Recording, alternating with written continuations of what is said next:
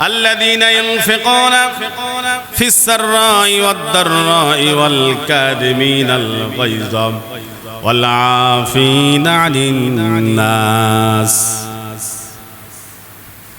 যারা সচ্ছল অবস্থায় দান করে অসচ্ছল অবস্থায়ও দান করে কোন প্রকার অজুহাত দান করায় না আমার আল্লাহ তাআলা বলেন এরা হলো প্রকৃত মুমিন পকেটের অবস্থা ভালো আলহামদুলিল্লাহ ঠিক আছে আপনি চাচ্ছেন মাদ্রাসার জন্য মসজিদের জন্য ইয়াতিম মিসকিন দুস্থদের জন্য রাস্তাঘাট মেরামতের জন্য এই যে নেন পকেটের অবস্থা খারাপ আসছেন আলহামদুলিল্লাহ এই যে নেন ওই সময় হয়তো বেশি দিতে পারতাম এখন বেশি দিতে পারলাম না আমার আল্লাহ তাআলা কোন মানুষের দান বেশি দেখবেন না আমার আল্লাহ তাআলা মানুষের নিয়তগুলো দেখবেন সবারই জানা আছে রাসূল সাল্লাল্লাহু আলাইহি ওয়াসাল্লাম জিহাদের জন্য দান নিচ্ছেন সবাই কম বেশি দিচ্ছেন ওমর কি দিলা এই দিলাম উসমান কি দিলা এই দিলাম আবু বকর কি নিয়ে এসেছো আবু বকর একটা পিলারের পাশে লজ্জাজড়িত কণ্ঠে দাঁড়িয়ে আছে ইয়া রাসূলুল্লাহ ইয়া হাবিবাল্লাহ এই যে টুপলাটা নিয়ে এসেছি বাড়িতে কি রেখে এসেছো আল্লাহ এবং আল্লাহ রাসূলকে রেখে এসেছে হযরত ওমর বাড়িতে কি রেখে এসেছো অর্ধেক রেখে এসেছি ওসমান কি রেখে এসেছো অর্ধেক রেখে এসেছি 3 ভাগের 1 ভাগ রেখে এসেছি কিন্তু হযরত আবু বকর রাদিয়াল্লাহু তাআলা তিনার যে সম্পদটুকু ছিল ওই সম্পদটুকু নিয়ে আল্লাহ রাসূলের দরবারে হাজির ইয়া রাসূলুল্লাহ ইয়া হাবিবাল্লাহ আল্লাহ এবং আল্লাহ রাসূলকে বাড়িতে রেখে এসেছি আল্লাহ রাসূল অনেক খুশি হয়ে গেলেন হযরত আবু বকরের দান সারা পৃথিবীর মুসলমানদের দান এক পাল্লায় করা হলেও আল্লাহ তাআলা আবু বকরের দানের মর্যাদা অনেক ইজ্জত সম্মান দিয়েছেন আমি অনেক দিলাম এটা বিষয় না আমার নিয়তটা কি আমার বাড়িতে আছে কি সেটা আল্লাহ তাআলা দেখবেন কোয়ালিটি আর কোয়ান্টিটি আল্লাহ তাআলা দেখবেন কোয়ালিটি আল্লাহ সংখ্যা দেখবেন না আল্লাহ তাআলা কোয়ালিটিটা দেখবেন যে এই দানটা কোন কোয়ালিটির এজন্য সম্মানিত উপস্থিতি অনেক ক্ষেত্রে মসজিদ মাদ্রাসা ইয়াতিমখানা হাফিজিয়া মাদ্রাসা দুস্থ গরিব হতদরিদ্র এদের অভাব থাকে কিন্তু দেখা যায় অনেক সময় আমরা পকেটে থাকা টাকা থাকার পরেও আমরা সাহায্য সহযোগিতা করতে পারি না কারণ ওই যে মিস্টার শয়তান ভয় দেখায় তোমার না সকালবেলা ওটা দিতে হবে ছেলে তোমার না মেসে থাকে মাস তো শেষ বিলটা দিতে হবে আচ্ছা ঠিক আছে সেকেন্ডের মধ্যে পরামর্শ দিয়ে পরিবর্তন করে দেয় অন্তরের পরিবর্তন করে দেয় সম্মানিত উপস্থিতি দানটা হলো তাহলে একজন মুমিনের অন্যতম গুণাবলী আল্লাহ তাআলা সেই কথাই এই আয়াতের মধ্যে বলেছেন সূরা আনফালের 2 থেকে 4 নম্বর আয়াত ইন্নামাল মুমিনুনা আল্লাযীনা ইযা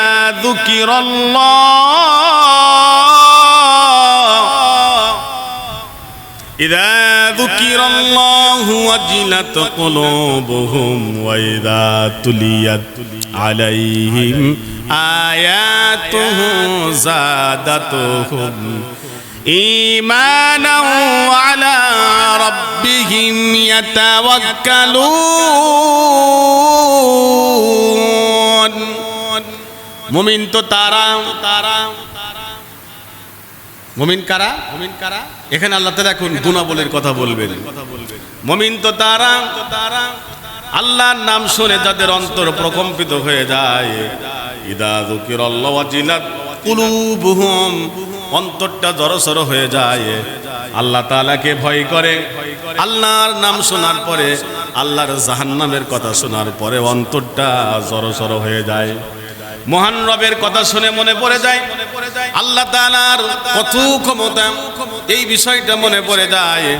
আল্লাহ তাআলা বলছেন যাদের এরকম মনে হয়, এইরকম মনে করে, এই অবস্থা যাদের হয় তারাই হলো মুমিন। ইযা যুকিরাল্লাহ ওয়াজিলাত কুলুবুহুম ওয়া ইযা তুলিয়াত আলাইহিম আয়াতুহু যাদাতুহুম ঈমানা। আর যখন তাদের সামনে কোরআন তেলাওয়াত করা হয়, কোরআন তেলাওয়াত যখন করা হয় তখন তাদের ঈমানটা বৃদ্ধি পেয়ে যায়। যাদাতুহুম ঈমানা। কোরআন তেলাওয়াত যখন শোনে, কোরআনুল কারীমের কথা শোনে, তাফসীর শোনে, আলোচনা শোনে, তাদের ঈমানটা বৃদ্ধি পেয়ে যায়। আর এরা কি করে? ওয়া আলা রাব্বিহিম ইয়াতাওয়াক্কালুন। আর এরা একমাত্র শুধুমাত্র কেবলমাত্র আল্লাহ তাআলার উপর ভরসা করে। ভরসা কার উপর? আল্লাহর উপর। দোয়া কুনুতের মধ্যে আমরা পড়ি ওয়ানা তাওয়াক্কালু আলাইকা ওয়া নুসনি আলাইকাল খায়রা ওয়া নাশকুরুকা ওয়া লা নাকফুরুকা ওয়া নাখলাউ ওয়া নাতরুকু মান ইয়াফজুরুকা। এই কুনুতের অর্থটা দেখবেন। এর আগে আপনাদেরকে বলছিলাম ওই যে একজন দাওয়াত বাড়িতে গেছে, পরে কেউ দই খায়, কেউ মিষ্টি খায়, কেউ পায়েস খায়, কেউ 7 আপ খায়, কেউ মজো খায়। ওরও তো কিছু খাওয়া দরকার। দোকানে গেছে, বলে যে ওইটা দেন তো, নামও জানে না, সাদা সাদা ওইটা দেন। খাওয়ার পরে বাড়িতে গেছে, কয় যে কি খালি রে? কয় খাইলাম সাদা সাদা সুতে ভরা, হাত হুত কিছুই নাই, খাইছে হলো মোমবাতি। এই যে দোয়া কুনুত পড়লাম, অর্থ জানি না, আমাদের কাছে ওই রকম লাগে। হাদা হাদা হতো বরা, হাত হুত কিছুই নাই। দোয়া কুনুতের মধ্যে আল্লাহ তাআলার কাছে কি বললাম, আল্লাহর কাছে কি ওয়াদা দিলাম, এই জিনিসটা আমাদের উপলব্ধিতে আসে না।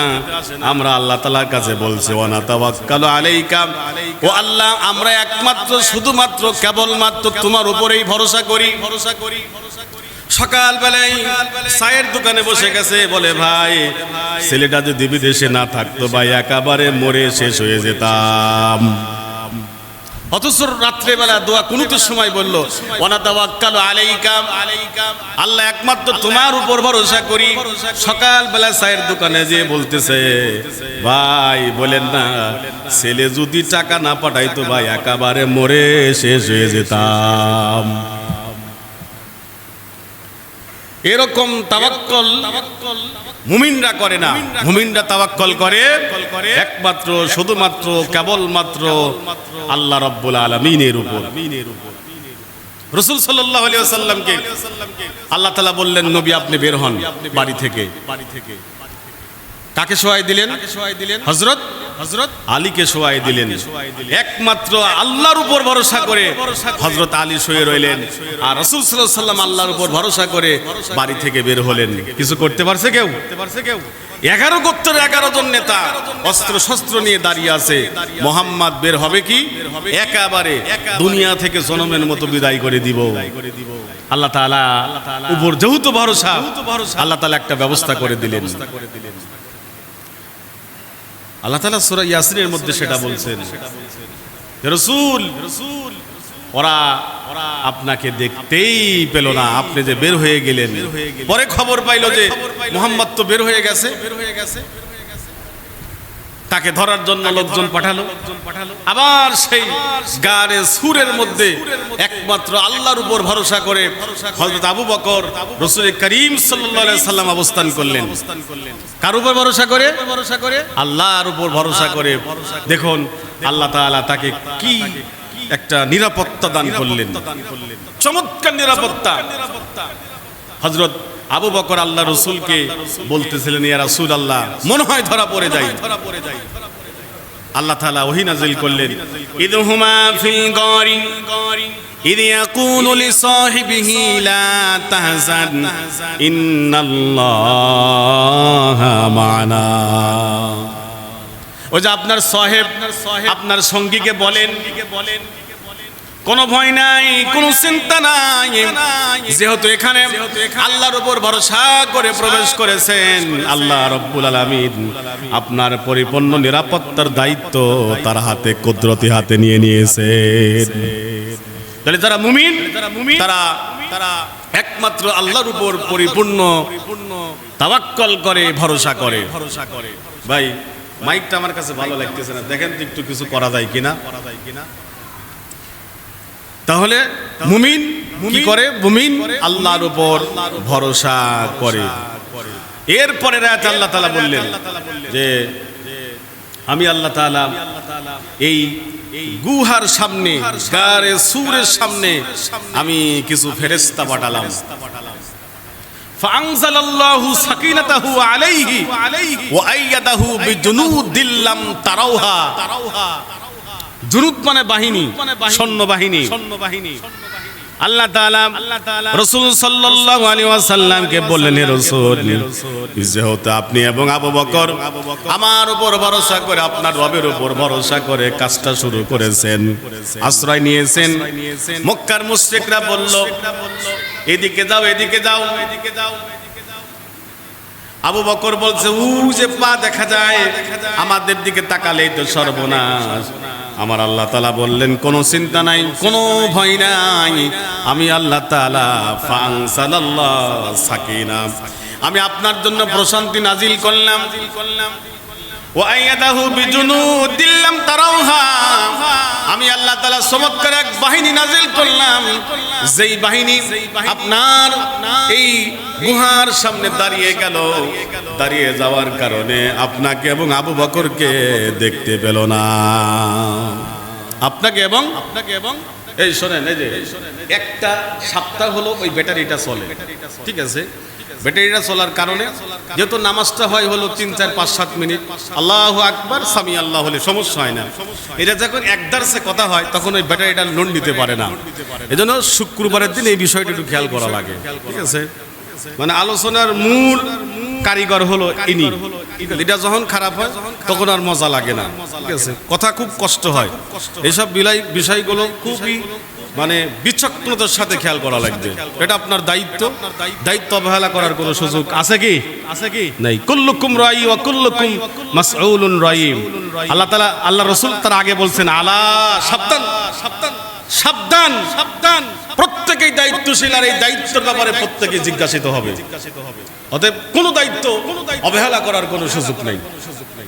এগুলো খেয়াল করা দরকার। বন্ধুরা আমার, আল্লাহ তাআলা এই তাওয়াক্কুলকারীদেরকে ভালোবাসেন, পছন্দ করেন। আল্লাহ তাআলা তাদের জন্য অনেক নিয়ামত রেখেছেন। এরপর আল্লাহ তাআলা বললেন